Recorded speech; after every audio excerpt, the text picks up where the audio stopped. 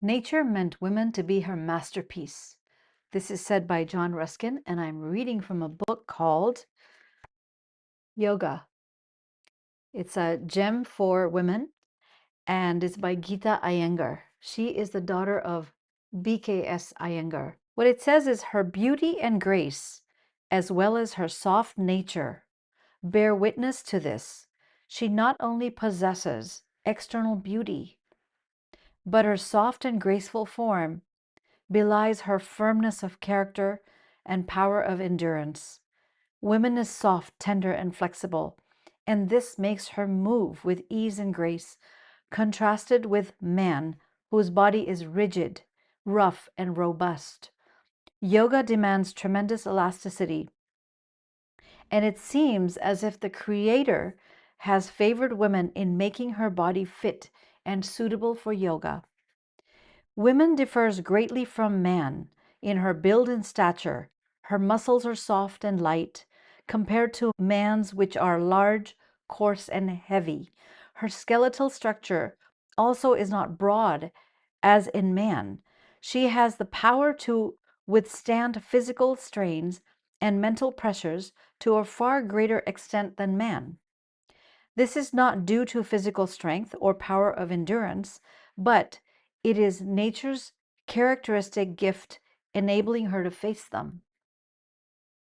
Nature has, in addition, endowed her with the responsibility of perpetuating mankind. The wealth of a nation and the health of the future generation depend upon her physical and mental well being.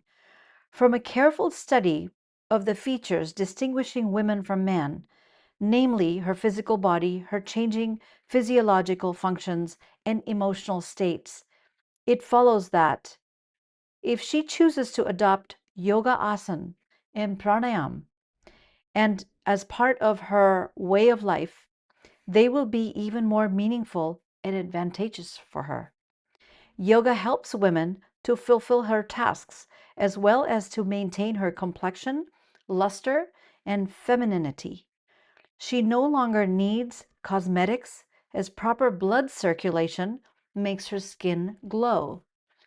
It is no exaggeration to say that yogic practices are ideally designed to help in all conditions and circumstances of her daily life.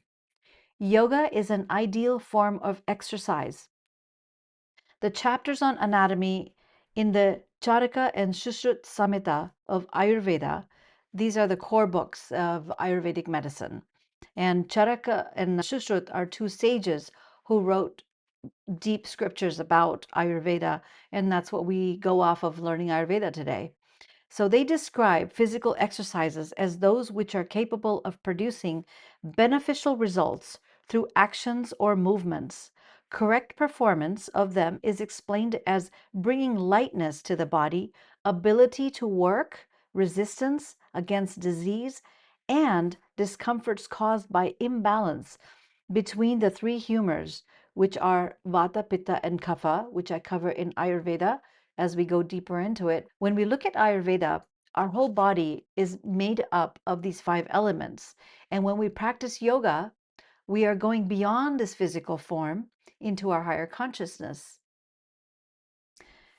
Just a little side note. They stimulate the harmonious functioning of the respiratory, circulatory, digestive, nervous, glandular, genitourinary, and eliminatory systems. The texts have cautioned that incorrect exercises causes sluggishness, exhaustion, vomiting, malfunctioning of the internal organs, dryness, bleeding, internal hemorrhage, cough, fever, and other disorders. Yoga asanas exercise the entire body and revitalize all the physiological systems, resulting in a sound mind in a sound body, as each asana cultivates the body and the mind evenly.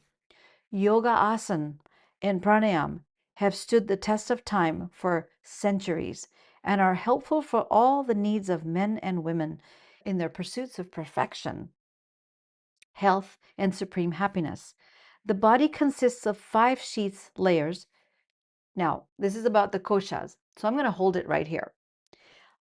Let's just reflect for a minute about what this is saying, because it's very important that we understand as women, when we practice yoga, that we don't overexert ourselves. Ladies, this is not a competition. This is for you. Once you understand your mind-body type, you are now able to practice yoga according to that, such as if you are a Vata dosha, meaning you're a very skinny person, your body just has more air and space elements present in it. When you go to practice yoga, they have a tendency to go very fast. In order to bring balance for a Vata dosha, the air and space, you need to have regularity and systems and slow down. Because think of air and space, when it comes together, it is like the wind blowing. So people who have that as a dominant factor in their body, they become imbalanced, ungrounded very quickly. They need certain oils and ways of grounding them. Even the yoga practice has to be more grounded, slow, and thought through. If you have noticed, a lot of yoga teachers happen to be a Vata dosha. Why? Because they need it the most. So they practice it and practice it. And you'll hear from yoga teachers a lot of times, they'll say, this helps me sleep. It has saved my life. It has helped me stay grounded. And of course, there are other doshas that are also yoga teachers. You find the Vata dosha, they're able to get into different poses very easily. They're able to stretch and be very flexible. And when you're a Kapha dosha, like me, that has more mass on their body, it's not you can't bend it that easily. You can't bend like they do. It's very different. And for a Pitta dosha, who's very fiery, they get into competitive mode. So a lot of times, they're competing in the class with, just because the teacher is able to do maybe a handstand and something else, they have to do it, although their body's not ready. So they keep pushing and exerting. You can hear them. It's also described as like a bull. You start huffing and puffing, trying to get into that posture. That is not the way to practice yoga. Your body, your mind, your breath, everything has to flow together. You have to come in union with nature, with yourself, with the doshas, with what's happening around you, and really become one with yourself. And that is when you're practicing yoga. So I would love to hear your comments and anything else that you would like to share. In the next video, I will talk about the 5 sheaths that are there. We start to understand your own physical, emotional, mental, subtle energies through the koshas. It's called Annamaya Kosha, Pranamaya Kosha, Manomaya Kosha, Vijnanamaya Kosha, and Anandamaya Kosha. These koshas basically are energetic sheaths. I see you and I see your physical body. So what is nourishing that? Beyond that goes the breath, Pranamaya Kosha. Beyond that is the mind. Now the mind is involved. So it's like taking you and going deeper and deeper and deeper inside. So that's in the next video. See you then.